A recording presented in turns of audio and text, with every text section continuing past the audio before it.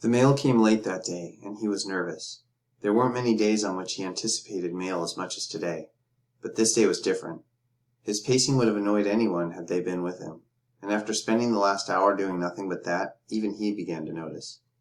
"I'm too anxious," he said aloud. "I have to sit down, breathe, clear my head." He did so, but was up moments later, again anticipating the news that was sure to come. A package dropped to the floor through the mailbox, and as quickly as it had, Jesse picked it up. He tore open the manila envelope with such dramatic violence that any passerby would have thought him angry. In a way, he was. It wasn't that he particularly needed the justification that he felt a degree in engineering would bring. In fact, he had already proven himself in so many other ways. Finding a lucrative job on his own, moving out in his late teens, staying out of debt while buying a home. But to this day, he felt too frequently the silent judgment of his brother, who when they were younger would smirk as Jesse's father would read aloud the mediocre grades of his report cards. No, Jesse didn't need a piece of paper to tell him he was good enough, but it certainly helped to shore up what he would never admit was an ever-sagging confidence in himself. In fact, Jesse admitted very little about his faults, least of all to himself. This was his way of maintaining the narrative in his mind that he was okay, and it worked for him. It worked, that is, until the day several weeks later when all his efforts at self-preservation exploded in his face. It happened when Jesse was driving home from work. His aunt called, asking if Jesse could talk to her son, Jesse's cousin, who was about Jesse's age. After he agreed and arrived at their home, Jesse entered to find his aunt yelling at his cousin Tyler, who was sitting in the family room staring blankly ahead. She was telling him that he needed to get up, find a job, and move out. He was, she said, lazy and exploitative. He needed to leave. Jesse, who normally felt uneasy when his aunt did this, after all, open conflict was frequent in Jesse's immediate and extended family, found a sudden and strange confidence in himself. He didn't know why at the moment, but although he felt a quiet voice inside him telling him to hesitate, to listen, and to stop for a moment, he seized upon his boldness and joined in the invective. "She's right, Tyler. You've been taking advantage of your mom's kindness your entire life. Don't you feel any pride in yourself?" It was here where Jesse's life changed. A flash crossed his cousin's eyes as he broke free from his mental quarantine. He turned to face Jesse. "Me? Don't I feel pride in myself? Look at your life, Jesse. You've lived your whole life to please your dad and brother. Don't pretend you're any different than me. At least I admit I don't have a life. You, on the other hand, spend your life living it for other people, so that when they feed you your approval, you feel like you matter." It was that quickly that the mental walls Jesse had so carefully built, brick by brick, around his mind came tumbling to the ground. He was silent, and remained that way as he walked out of the house, got in his car, and drove slowly home.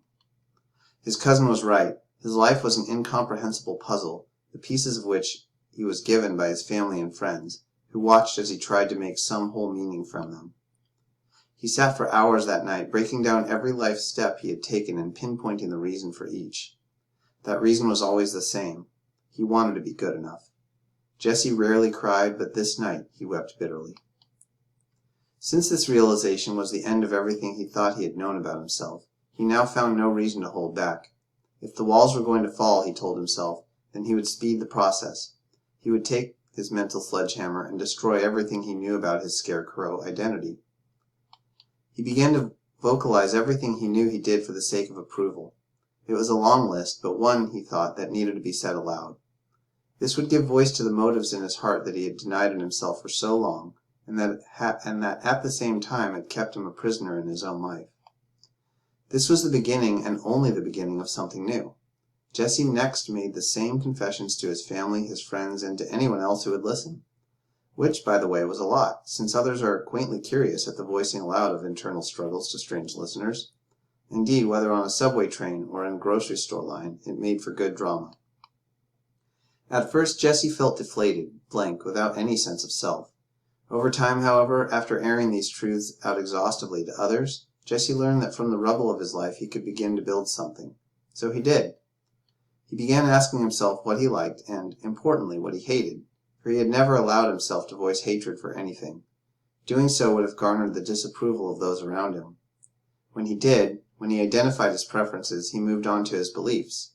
This introspection lasted until he began to feel a confidence he had not felt before. It was novel, and he liked it. Learning that he enjoyed studying people, Jesse decided to return to school to do so. He enrolled in a local university and decided to major in sociology. Jesse's life, which had to this point been directed and molded by others, was finally beginning to take shape, a shape that he could define clearly and that he liked. He knew himself now. Strange, he thought at first, that it was conflict, the very thing he avoided at all costs, that became the catalyst for his metamorphosis into himself.